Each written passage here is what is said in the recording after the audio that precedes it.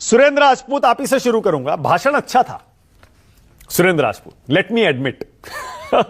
ये कहने में मेरे ख्याल से इस पैनल में किसी को कोई गुरेज नहीं होगा। जोरदार भाषण था, आत्मविश्वास से भरा हुआ था, ड्रामा भी पूरा था, एंटरटेनमेंट भी पूरा था, सब कुछ था। दलाल। लेकिन ये 4 से 6 कैसे हो गए? राहुल गांधी हमेशा, अब ये 6 कहां से? उसमें मोहन भागवत और अजीत डोभाल भी आप ले आए, क्यों भाई? मानक भाई, एक बात बताइए, अभी भी आप उन्हीं की तरफ से पूछ रहे हैं, आपको पिंजरे में कर दिया बंद, करा ली बेइज्जती। ऐसे लग रहा है जैसे रेयर स्पीच को जो है सारे एक साथ उठा करके बंद कर दिए गए और वो बेचारे सब देख रहे हैं, प्रधानमंत्री जा रहे हैं, राहुल जी जा रहे हैं, पूरा आ सकते ना जा सकते, कम से कम आज तो हमारी तरफ से पूछ लीजिए। देखिए, 3-4 चीजें साफ है। पहली बात, हम दो हमारे दो एक पुरानी बात थी। उसके बाद जब सारी की सारी चीजें यहां पर इस तरीके से निकलने लगी कि सारे शिक्षण संस्थानों में, एनटीएस ले लो आप, सारे कोचिंग क्या नाम नौकरी देने वाले संस्थानों में, सारी यूनिवर्सिटीज में, सब जगह पर एक विशिष्ट विचारधारा के अयोग्य व्यक्तियों को जब आपने रखा जाने लगा, तो निश्चित तौर पर यह बात आएगी कि संघ का प्रभाव जो है, स्वभाव तो पहले से उनका आक्रमणकारी था, लेकिन उनका प्रभाव भी इस समय आक्रांताकारी हो गया है और वो हर जगह पे अपने आप के लोगों को बैठा दिए। क्या बात कर रहे हैं? रही बात डोभाल साहब की, तो वो तो एक सरकार के अभिन्न अंग हैं, उसकी बात हम ज्यादा इसलिए नहीं करेंगे कि वो एनएसए हैं, सिक्योरिटी एडवाइजर हैं। लेकिन आपने कभी भी ये नहीं देखा होगा कि जिस तरीके से लगातार 3 टर्म में 15वां मतलब अब 11वां साल उनका चल रहा है सिक्योरिटी एडवाइजर के रूप में, वो भी एक ना एक किसी समय विवेकानंद फाउंडेशन से जुड़े हुए थे। एनीवे, उनके ऊपर हम ज्यादा टिप्पणी नहीं करते क्योंकि मामला सुरक्षा का है। तो आपसे बहुत स्पष्ट रूप से मैं कहना चाह रहा हूं कि आज की डेट में अटैक विचारधारा के ऊपर है। आज की डेट में अटैक उन क्रॉनिक कैपिटलिस्टों की विचारधारा के ऊपर है जो देश के संसाधनों पर पूरी तरीके से काबिज होने जा रहे हैं, जो देश के संसाधनों पर जिस आते हैं कुंडली मार के, उस तरीके से ऑक्टोपस की तरीके से देश के संसाधनों पर कब्जा कर रहे हैं। तो सुरेंद्र भाई,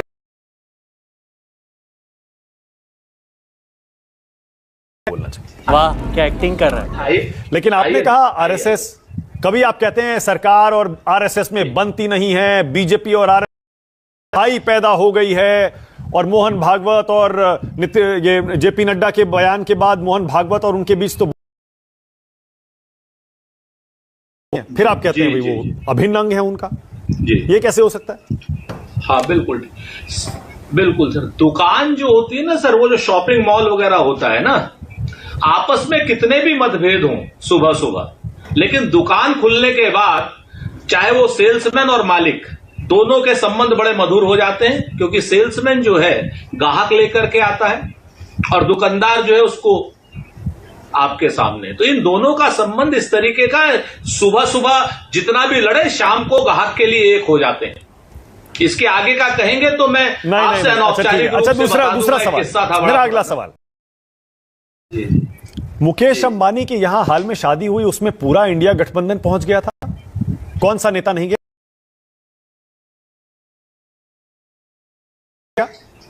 उसके बावजूद आप अदानी अंबानी एक बार फिर से A1 A2 करके उनको घेर रहे हैं, चक्रव्यूह में आप उनको शामिल कर रहे हैं, ये विरोधाभास नहीं है? थारी एक एक हरकत से वाकिफ हूं मैं, रिकॉर्ड है थारा मेरे पास। नहीं, बिल्कुल विरोधाभास। कानून के साथ में अगर आप देश की तरक्की में एक व्यापारी बनकर के आप साथ निभाना चाहते हैं तो आपका स्वागत है। हम लोगों ने 70 साल तक उनको व्यापारी बनकर के देश का साथ निभाने के लिए दिया है। और सच बात यह है कि हर व्यापारी, हर जो बिजनेसमैन है, उसने देश के निर्माण में भी सहयोग किया, वो जो इवन चाहे इस समय नए नए जो लोग हैं वो लोग भी हों। लेकिन कभी भी कोई भी व्यापारी अगर देश बन जाए, अपने आप के देश के संसाधनों पर अपना कब्जा जमाने की सोच ले, कोई भी व्यापारी अगर अपने आप को प्रधानमंत्री से ऊपर समझ ले और प्रधानमंत्री के कंधे पर हाथ रख दे, मैंने ऐसा पिछले 75 सालों में नरेंद्र मोदी जी के अलावा एक भी प्रधानमंत्री ऐसा नहीं देखा जिस प्रधानमंत्री के कंधे पर किसी बिजनेसमैन ने हाथ रखा हो। 10 फीट दूर से लोग मिलते थे, चाहे आप क्या नाम इंदिरा जी को ले लीजिए, अटल बिहारी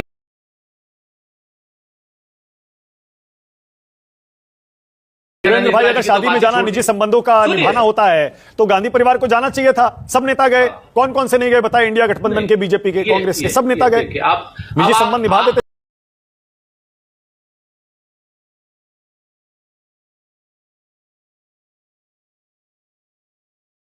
कहते चित भी मेरी पट भी मेरी टैया, तो ये नहीं चल पाएगा। सच बात यह है कि शादी में जाना एक अपना सबका निजी विषय है, हम बिल्कुल उस विषय पर कोई बात नहीं करते। ठीक है, हम गांधी परिवार नहीं गया, अच्छी बात, बाकी सब लोग गए, अच्छी बात, ये अपनी जगह पर है। और गांधी परिवार को ससम्मान श्री मुकेश अंबानी जी बुलाने आए थे, उसका भी सम्मान। लेकिन आज तक पूरे इतिहास में आजादी से लेकर आज तक का एक बड़ी महत्वपूर्ण बात बता रहा हूं सर, वो चला लीजिएगा। आजादी से बाद आज तक कभी कोई मुख्यमंत्री, कोई प्रधानमंत्री आज तक ऐसा नहीं हुआ जो 3 दिन किसी की शादी में रहा हो। इकलौते नरेंद्र मोदी जी हैं जो मुख्यमंत्री के रूप में अडानी जी के बेटे की 3 दिन तक रुके थे। समझ रहे हो आप? ये मैं नहीं कह रहा हूं, दुनिया के अखबार कह रहे हैं। अगर आप चाहेंगे तो उनकी कतरने मैं आपको भेज दूंगा। 3 दिन तक अगर कोई मुख्यमंत्री किसी व्यापारी की शादी में रुका हो आज तक नरेंद्र मोदी जी के अलावा, तो मुझे बता दीजिए। पहली बात तो वारेन एंडरसन का नाम मत लिया करो राकेश भाई, वकील हो आप। ऐसा क्यों करते हो कि अपने अरुण जेटली को बदनाम करते हो?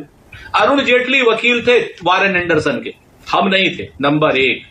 नंबर 2, देश के सारे आतंकवादियों के वकील राम जेठमलानी होते थे और पीएन लेखी होते थे, मीनाक्षी लेखी के पिता, अगर आपको ना याद हो पीएन लेखी का नाम तो। इन 3 भारतीय जनता पार्टी के वकीलों ने देश को तोड़ने वाली ताकतों के साथ जो काम किया है, इसके लिए भारतीय जनता पार्टी को कभी क्षमा नहीं किया जा सकता। ऐतिहासिक रूप से बात करूंगा तो चंद्रशेखर जी के खिलाफ भी और भगत सिंह के खिलाफ भी जो वकील लड़ते थे, वो भी जनसंघ और संघ की औलाद थे। गजब बेइज्जती है। छोड़ दीजिए इस बात को, इस बात पे मत आया कीजिए। राष्ट्रीय और अंतर्राष्ट्रीय जगत में जिस तरीके से आपने देश को बेचा है, जिस तरीके से देश की अर्थव्यवस्था को उनको गिरवी रखा है, जिस तरीके से आप सीधे सीधे डिफेंस सेक्टर में 100% ले आए हैं एफडीआई, सीधे सीधे आप कॉर्पोरेट के क्या नाम होलसेल सेक्टर में 100% एफडीआई ले आए हैं। आप लोगों ने स्वदेशी जागरण मंच जो संघ का ऑर्गेनाइजेशन है, उसके सपनों पर आपको उसके सपनों का खून किया है आपने। आप ही तो कहते थे स्वदेशी लाओ, अब काहे कह रहे हो विदेशी लाओ? विदेशी ताकतों के गुलाम आप, विदेशी ताकतों को लेकर के आप नाचो। चाइना के राष्ट्रपति को चाय आप पिलाओ, झूला आप झुलाओ, और उसके बाद मलोनी से लेकर के कहां तक आप क्या करो, और आप हमें बता रहे हो विदेशी ताकतों के साथ में हैं जिन्होंने अंग्रेजों से राष्ट्र को मुक्ति दिलाने का काम किया है, और वो लोग बता रहे हैं जो अंग्रेजों की दलाली किया करते थे। बैंड बज गया। आशुतोष, पहले आप, ये जो सुरेंद्र राजपूत ने मुद्दा उठाया और हमने भी सोशल मीडिया पर देखा, बाकायदा वीडियो वायरल हो रहे हैं। मीडिया, हमारे जो साथी हैं, रिपोर्टर हैं, जो एक मोबाइल फोन से संसद के अंदर शूट करने को मजबूर हो गए क्योंकि कैमरे बैन कर दिए गए। ये कदम क्यों उठाए जा रहे हैं? और आपको तो खुद एक्सपीरियंस है आशुतोष, पार्लियामेंट कवर करने का इतने बरसों बरस का। अब मोबाइल से भी शूट नहीं कर सकते, ऐसा क्यों? इसका जवाब तो सरकार ही दे सकती है, मैं तो इसका जवाब नहीं दे सकता। लेकिन एक पत्रकार होने के नाते मैं जरूर कहता हूं कि आजकल के सोशल मीडिया के जमाने में जब हर खबर वायरल हो जाती है, तो कहीं ना कहीं सरकार को इस बात का डर होगा कि कहीं ऐसी छोटी खबरें वायरल होंगी और सरकार को नुकसान हो सकता है। अन्यथा तो मुझे कोई बात समझ में नहीं आती कि ऐसा क्यों किया जाएगा और किस लिए किया जाएगा। दूसरी बात एक और है कि आप देख रहे हैं पिछले 10 सालों के बाद से मीडिया पर किस तरीके से अंकुश लगा हुआ है और मीडिया पर किस तरीके से कंट्रोल पूरी तरीके से करने की कोशिश की जा रही है। ये तो दुनिया इस बारे में जानती है, इसमें कुछ भी बताने की जरूरत नहीं है। तो ये एक और ब्लंडर मैं इसको कहूंगा, और इस तरीके के ब्लंडर से सरकार का ही नुकसान होता है, कभी इससे सरकार को फायदा नहीं होता। जो लोग इस तरीके की काम कर रहे हैं वो वाकई में सरकार के सबसे बड़े दुश्मन है, बीजेपी को के वाकई में बड़े दुश्मन है और गलत सलाहें वो दे रहे हैं। देखिए, आज का जो जमाना है वो 1975 का या 1980-90 का जमाना नहीं है, जब से 2 या 3 अखबार निकलते थे या दूरदर्शन हुआ करता था। यही नहीं, अभी और सुनिए। आज मीडिया पूरी तरीके से स्वतंत्र इस लिहाज से है क्योंकि उसका होराइजन बहुत बढ़ गया है। जिस तरीके से सोशल मीडिया खबरें आ गई, जिस तरीके हर आदमी के पास फोन है, तो आप खबर छुपा ही नहीं सकते, आप खबर को दबा ही नहीं सकते। इसलिए क्यों इस तरीके से हरकतें की जा रही मुझे समझ में नहीं आता। मुझे तो वाकई में कभी कभी बहुत दया आती है कि वो कौन लोग हैं जो भारतीय जनता पार्टी का नुकसान करना चाहते हैं इस तरीके से फैसले करवाते। क्या मीडिया पर कब्जा करके भारतीय जनता पार्टी को 2024 के लोकसभा के चुनाव में बहुमत मिला? क्या उत्तर प्रदेश के अंदर भारतीय जनता पार्टी अपने तमाम के बावजूद भी इंडिया गठबंधन से आगे निकल पाया? क्या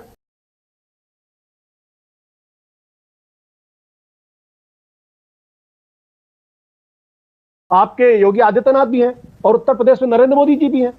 तो इन 5 बड़े कारणों के बाद भी अगर भारतीय जनता पार्टी वहां हार रही है तो उसकी स्वतंत्र तरीके से उसका चिंतन होना चाहिए, न कि मीडिया पे आप कब्जा कर। दुनिया में आज तक कोई मीडिया पे कब्जा करके, मीडिया पे कंट्रोल करके लंबे समय तक नहीं चुनाव जीत पाया है, ना लंबे समय तक वो राजनीति कर पाया है। हाँ, इसका नुकसान ये होता है कि इतिहास में एक बहुत खराब तरीके से उनका आकलन होता है और होगा आकलन, इसमें कोई दो राय नहीं। ये बड़ी अच्छी बात कही आप।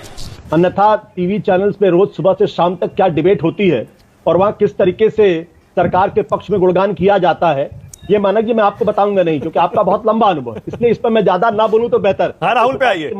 राकेश त्रिपाठी मंद मंद मुस्कुराते हैं और राकेश त्रिपाठी भी इस बात को जानते हैं कि कैसे किसी भी चैनल के डिबेट के सब्जेक्ट को आखिरी मिनट तक बदलवाया जाता है और यहां तक कि गेस्ट भी बदलवाया जाता है। और ये बात डंके की चोट पर दिल्ली में भी कही जाती है, ये बात डंके की चोट पर लखनऊ में भी कही जाती है, और राकेश त्रिपाठी जी की मुस्कुराहट बता रही है कि मैं सही बात कह रहा हूं। अच्छा, राहुल पे आइए। मैं राहुल गांधी के भाषण पर भी आपका रिएक्शन चाहता हूं। सब्जेक्ट भी नहीं जानता आशुतोष। मानक जी, आप क्या बहस करेंगे? मैं सब्जेक्ट भी नहीं जानता। आशुतोष जी अपने साथियों के बारे में क्या कह रहे हैं?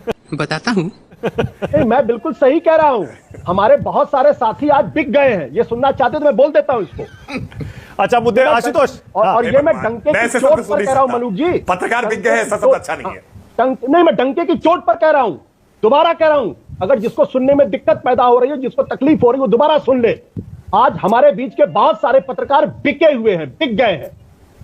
आशु, लेकिन आपका एक और रिएक्शन भी बड़ा वायरल हुआ था, जिसमें आपने कहा था कि YouTube पर भी बहुत सारे ऐसे पत्रकार हैं जो सिर्फ पैसा कमाने के लिए सरकार की आलोचना करते हैं सुबह से शाम तक। बिल्कुल, मैंने कहा था। मैं उन लोगों में से नहीं हूं जो बीच का रास्ता छोड़कर और जो सच बात है उसको ना बोले। बहुत बढ़िया, बहुत बढ़िया। मैंने ठीक है आशुतोष, सुन लीजिए, इस बात को सुन, मैं दोबारा कह देता हूं। ये जरूरी बात है क्योंकि इसका बतंगड़ बनाने की कोशिश की जाएगी। हाँ, अगर इधर गोदी मीडिया है तो उधर भी गोदी मीडिया है।